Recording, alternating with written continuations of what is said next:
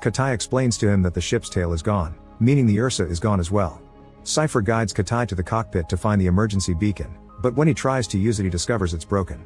Afterwards, Katai puts Cypher on a stretcher and takes him to the ship's main computer, where Cypher checks the inventory and confirms there's another beacon in the ship's tail. Since both his legs are hurt, Cypher gives Katai the mission to find the tail, which the scanner says it's about 100 kilometers away.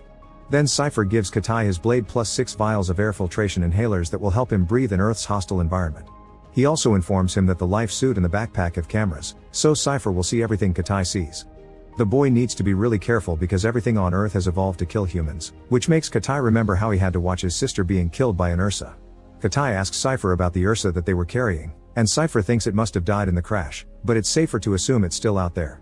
After taking one of the inhalers, Katai leaves the ship and gets very nervous because he can see all the bodies around. To calm him down, Cypher makes him take the knee and reminds him to concentrate on the moment to overcome his fears. Then Katai begins his journey, which allows him to meet lots of animals he's never seen in his life. When he's climbing a cliff, he's startled by a spider on his hand, and when he reaches the top, he sees birds flying through the sky and cattle grazing on the plains. It's a stunning view, especially for someone that always lived in space. At that moment, Cypher releases a bunch of probes to find the Ursa, and he reminds Katai that the temperature heavily drops at night. To survive, he must find one of the many hot spots before it gets dark. Then Cypher scans his own injuries and confirms his leg bones are broken, making him consider taking some medicine to fight the pain. However, the label warns him that the shot could make him drowsy and impair his vision, and this makes Cypher think of the time his daughter called him during the war. Senshi had found an original copy of Moby Dick, which was a big deal because real books weren't around anymore.